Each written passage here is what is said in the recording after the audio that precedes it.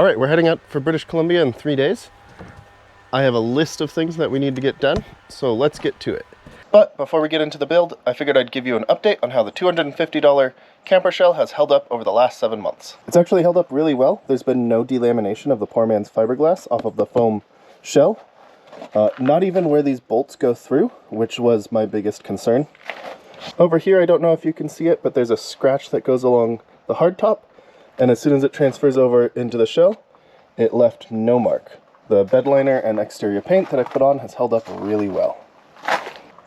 This piano hinge here was supposed to be stainless steel and waterproof. It obviously isn't, and I'll have to change it out eventually. I have a black anodized one, so I'll probably switch it out to that. These lights are actually what I'm going to be going over some of today. Inside, it's staying pretty dry. What I found is the water mostly comes down this bracket right here, where the rooftop tent mounts. So I started shoving this foam gasket material in, and it actually held up really well. We got 2 inches of rain, and this is about all that came through, so I'm very happy. And probably the biggest change here is this door prop. I previously used a gas strut to try and hold it open, but that actually deformed the shell, and I had to fix that with these corner brackets up in here, and I go over that a little bit in the video today. These were what I was looking for from the get-go. They're just kind of a cam mechanism, so they go overextended and they hold themselves in, and then you just grab that, and it drops. And then open on up, and lock it in place. Anyway, let's get back to the build. I need something solid to screw to, so I'm going to glue this onto here, since this whole portion of the door is made of just foam. And I'm going to use E6000, since I think this flexes a little bit, and E6000 should be able to handle that. While that's drying, I'm going to bend open one of these corner braces and put it in here to hold this in place. I messed up when I built it, and I didn't actually glue these 2 wood pieces together, the one that runs across the top and the bottom. And so over time, the gas strut actually pushed it open. So the gas strut had 2 problems. It just died over time really quickly, and then it also pushed this open. The foam is kind of heat workable, so in direct sunlight, especially during the summer, it'll take on a new shape. So if I can give it a new shape and hold it there, I've tested it on the other side, and it now is a much smaller gap. So I'm going to do that, and hopefully we just have something that just kind of works.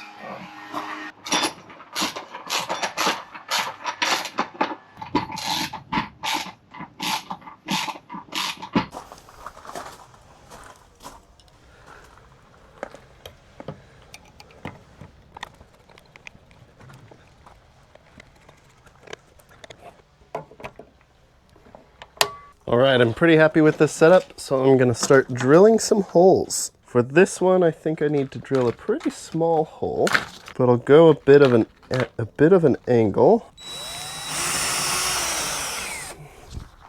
and drill through. Okay, let's go ahead and put it this way. No going back at this point. Because there's wood right here, and the drill is not centered directly over the wood, it's trying to be bounced up.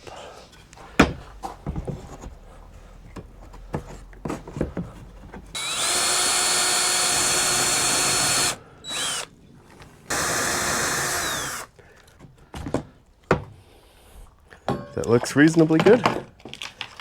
Let's put this rubber grommet in place and see how it looks. Just barely makes it. So I'm gonna have to fill that with some foam, I guess? I don't know.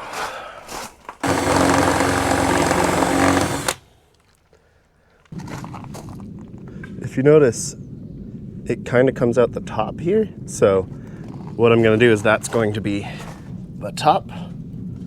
We'll run these down. Now we've got marker lights. Okay, I'm actually quite happy with that. Let's set up the next one. Do the same, and before I silicone everything in and glue everything in, I am actually going to test that each of these lights work before, you know, they become kind of permanent in here.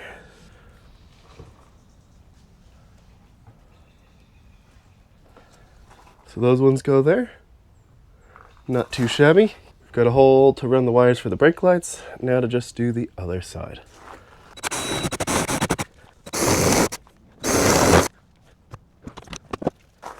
So for drilling these holes that are half foam, half wood, I've found that just going at like full drill speed, but really light pressure seems to be the ticket.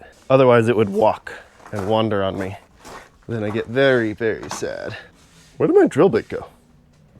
Where the heck did my drill bit go? I'm so confused. There it is. Must have fallen out when the drill was upside down, I guess? I don't know.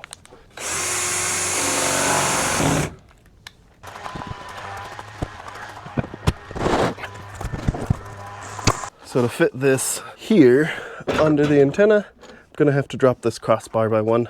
Then I'll get my full-on overlander creds with the rotopax.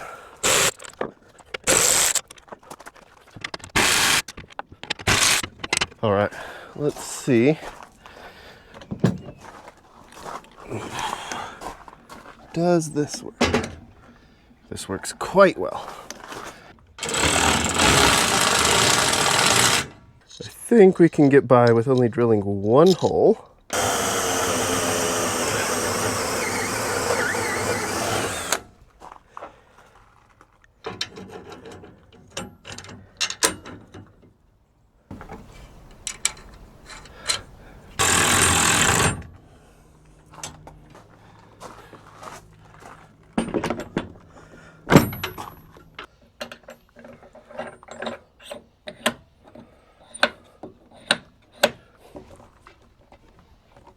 Perfect. It is time to get started. So yeah, I figured I could just use a 9-volt to make sure they all work.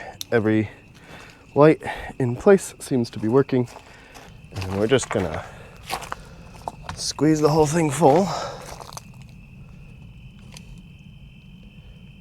Let's see, is that enough? Looks like no.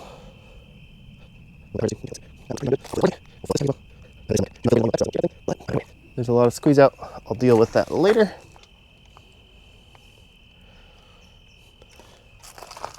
That theoretically is enough. What is it? 7:30. I don't have a garage, so trying to get this done so it can cure overnight. Where it's impossible for me to poke and prod at it, you know? Because we are all guilty of that.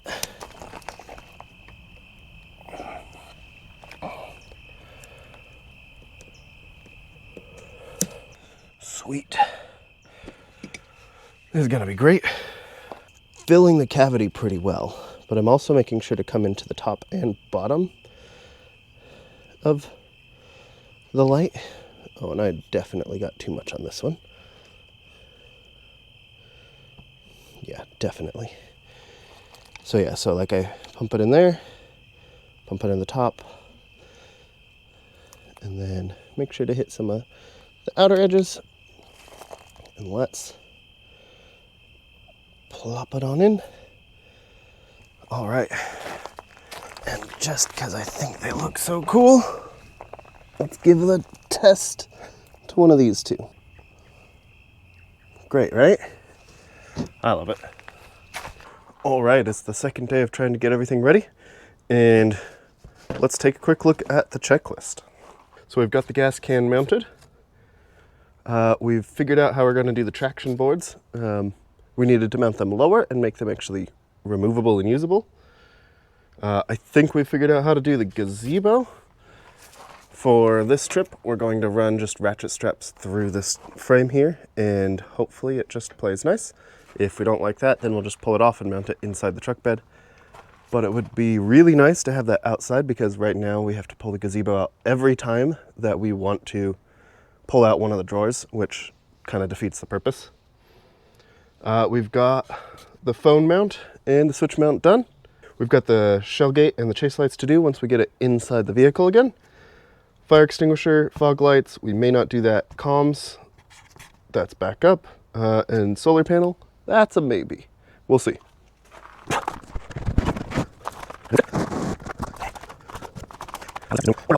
I can't put the traction board on until we get the camper shell on, because I can't get to the camper shell bolts if the traction board is there.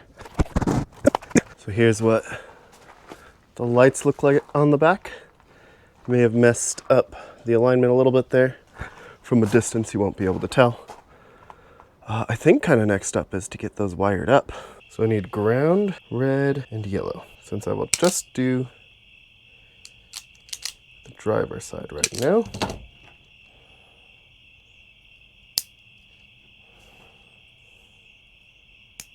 Contrary to popular belief, I believe black in this case is running lights. If I go and hit unlock, those lights should light up, right? Cool. And if I go into the cab, turn on running lights, there's running light. If I lock it, sweet. I would love to give this all a shake around on my way to work tomorrow, because I'm getting ready for this, but I really only get to work in the evenings on this because I also, you know, have to work.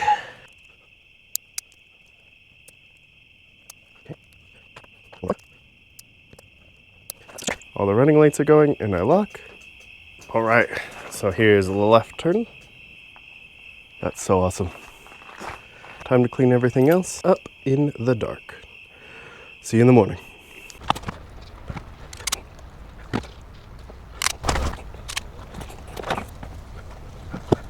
All right, we're back home from our trip.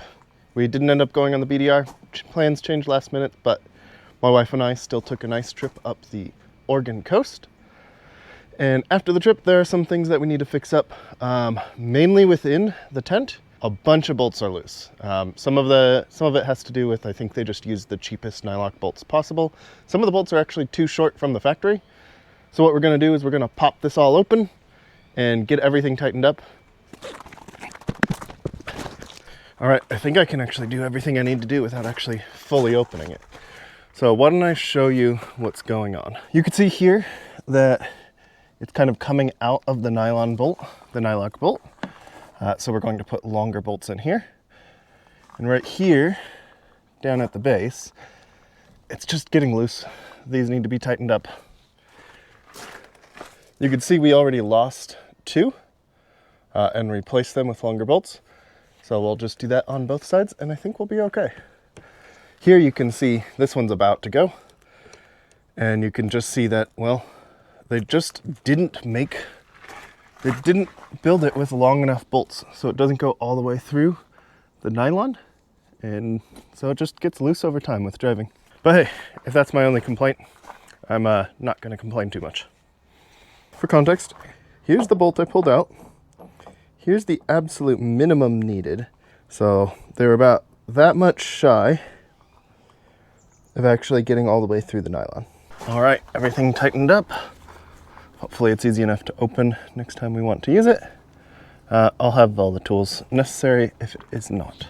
All right, let's talk about the other elephant in the room that my friend brought up after I met up with him at his place at the end of our trip, which is, these are amber, and you cannot actually have amber markers, like runtime markers, on the back of vehicles. So we're gonna have to change at least the running lights out to red.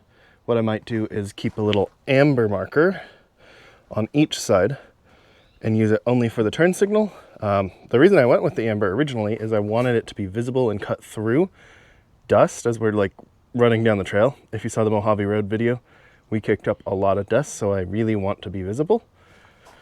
So I might do that. Let's see if we can figure out how to pull out one of these on each side. I think I have a process that'll work, so let's give it a try. The lights going in, they have these ridges, which latch inside of here. So it's a pretty snug fit. Once you get it on, it's really hard to get off. So what I'm finding is using the awl works really well to be able to get like a toothpick in there to hold it off. Then I just grab another toothpick and I do it again.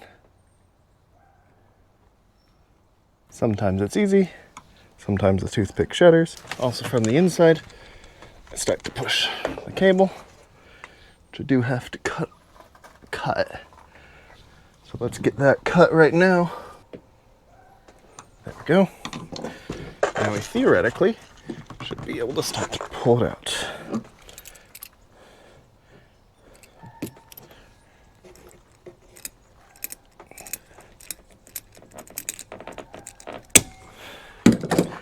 Awesome. And that leaves the little plastic grommet glued in place with the silicone that we previously put in. There we go. And if you look, I don't think you can see it really, but the hole's kind of offset up. And that's because the way these go, it's kind of up. So let's just make sure it matches, and we'll feed the wire through. Let's see if it's coming through on the inside. And there we go. Now we have legally acceptable marker running lights. All right, so we've got the red running lights, the orange turn signal. The red gets brighter, but not that much brighter. And then we've got our actual stoplight. You can hear the relay in there clicking away as it fires. So I'm pretty happy with this. And I don't know if I showed you, but the way I'm doing this for now is I am just running off of the 4-pin trailer plug. Because why not? It's there already. And when we're towing our trailer, I don't need this to light up. All right, I wonder what's next. Let me think. So let's see how we did. We got the gas can on. Didn't end up using it because we didn't go on the BDR and didn't need to worry about gas.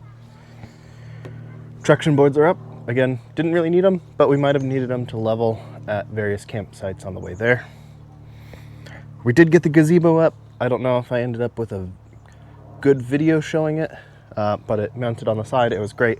The only downside is it made opening the gate a little hard.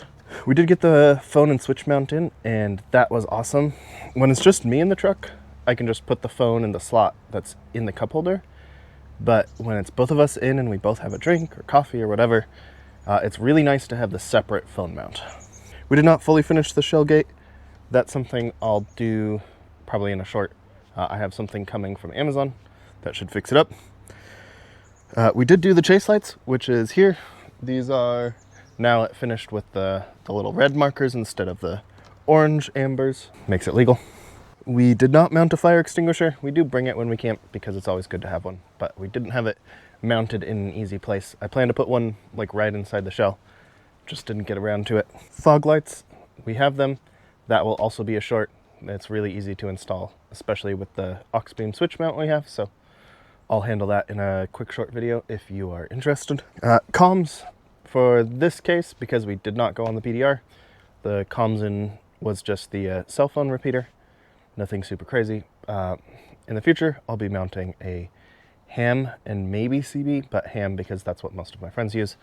CB will go on the old Jeep for Easter Jeep Safari next year. And then the solar panel, the idea there was that I was going to mount it in a removable semi-permanent way on top of the tent. Didn't get around to it, but we used it at campsites to charge up the battery as we went. It was less important because we weren't trying to work from campsites the whole way because we didn't have cell signal. Something we need to figure out next time so that we can work from the campsite in the morning and move on to the next site during the day. Anyway, thanks for watching.